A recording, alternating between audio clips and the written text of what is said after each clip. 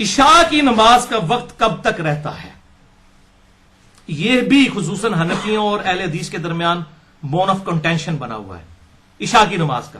اثر والا بھی ہے، میں نے اس پہ پورا لیکچر بھی دیا ہے، مسئلہ نمبر 30 ہے، نمازوں کے اوقات اور رکعتوں کی تعداد. تو یہ جو عشاء کی نماز کا مسئلہ سن لیں کہ صحیح مسلم میں ایک حدیث ہے کہ آپ صلی اللہ علیہ وسلم نے فرمایا کہ عشاء کی نماز کا وقت آدھی رات تک رہتا ہے. آدھی رات سے مراد کیا ہے؟ اگر 6 بجے ہوئی ہے مغرب کی نماز کا وقت شروع ہوا ہے یعنی غروب آفتاب، اور صبح فجر شروع ہوئی ہے 5 بجے، یہ کتنے گھنٹے بنے؟ 11 گھنٹے. 11 کو آدھا کریں 4.5 5.5. اب آپ 6 میں 5.5 جمع کریں، کتنے بنے؟ 11.5. تو اس مسلم شریف کی حدیث کے تحت 11:30 تک ٹائم رہے گا عشاء کا، اس صورت میں جب 6 بجے مغرب ہو رہی ہوگی. لیکن یہ افضل ٹائم ہے.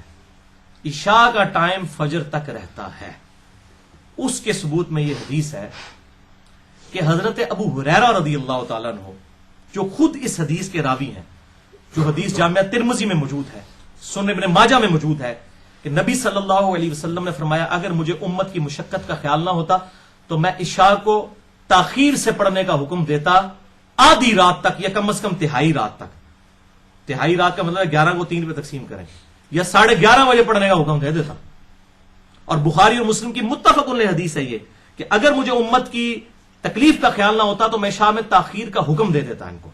لیکن امت کے لیے آسانی کی کہ چلو عشاء کا وقت شفق غائب ہوتے ہی مغرب میں تقریباً 1.5-2 گھنٹے کے بعد، مغرب کے بعد عشاء پڑھی جا سکتی ہے، لیکن افضل وقت ہے اس کو لیٹ پڑھنا. تو وہ جو صحیح مسلم کی حدیث ہے نا، اس کی تعویل اس طرح ہوگی کہ وہ افضل وقت ہے آدھی رات تک پڑھنا. کیوں؟ کہ سیدنا ابو ہریرہ رضی اللہ تعالیٰ عنہ، جو خود ان نماز کی اوقات کی حدیثوں کے راوی ہیں، انہی کا اپنا قول موجود ہے. شرح مانی الاثار کتاب ہے امام طحاوی، المتوفی 321 ہجری، اور یہ حوالہ شیخ زبیر صاحب نے اپنی پاکٹ سائز نماز نبوی پہ بھی لکھ دیا ہے. اللہ تعالیٰ ان کو جزائے خیر دے، انہوں نے حق ادا کیا ہے، حق گوئی کا. کیونکہ یہ لکھنے کا مطلب آپ نے پوری دنیا کے حدیثوں کو اپنے مخالف کر دیا ہے جو کہتے ہیں آدھی رات کے بعد ٹائم ختم ہو جاتا ہے. شیخ زبیر صاحب نے حق گوئی کی. شرح مانی الاثار 6941 احادیث کا مجموعہ ہے، امام طحاوی، المتوفی 341 ہجری، 321 ہجری. اس میں 877 نمبر روایت ہے. یہ نمبر مجھے اس لیے یاد رہا، میں نے اگلے دن اس کے اوپر وہ روایت بھی بھیجی ہے کہ حضرت ابو ہریرہ سے پوچھا گیا بتائیے کہ عشاء کی نماز میں افراط کرنا کیا ہے، یعنی عشاء کی نماز کو وقت گزار کے پڑھنے سے مراد کیا ہے. تو انہوں نے کہا کہ عشاء کی نماز کو وقت گزار کے پڑھنے سے مراد، یعنی قضا ہو جانے سے مراد یہ ہے کہ کوئی شخص عشاء اس وقت پڑھے کہ جب فجر کا وقت شروع ہو چکا ہو. تو کیا مطلب ہوا کہ جب تک وقت فجر کا شروع نہیں ہوا اس وقت تک عشاء کی نماز پڑھی جا سکتی ہے. لہذا اس معاملے میں امام ابو حنیفہ رحمہ اللہ المتوفی 150 ہجری کا موقف ٹھیک ہے، اور اکثر اہل حدیث کا موقف غلط ہے کہ آدھی رات کے بعد ٹائم نہیں رہتا. وہ افضلیت وقت کی بات ہو رہی ہے کیونکہ ایک حدیث دوسری کو ایکسپلین کرتی ہے.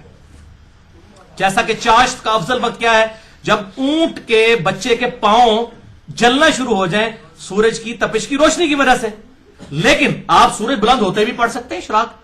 اس طریقے سے تہجد آپ عشاء کے فوراً ساتھ بھی پڑھ سکتے ہیں، سونا بھی شرط نہیں ہے. لیکن افضل وقت کیا ہے؟ آخری پہر میں اٹھ کے پڑھنا. اسی طریقے سے افضل وقت یہ ہے کہ آدھی رات سے زیادہ ڈیلے نہ کیا جائے. لیکن اگر کوئی فجر کا وقت داخل ہونے سے پہلے عشاء پڑھ لیتا ہے تو اس کی عشاء کی نماز بالکل درست ہوگی. لہٰذا یہ عشاء کی نماز والا معاملہ بھی میں نے الحمدللہ اس حوالے سے کلیئر کر دیا ہے.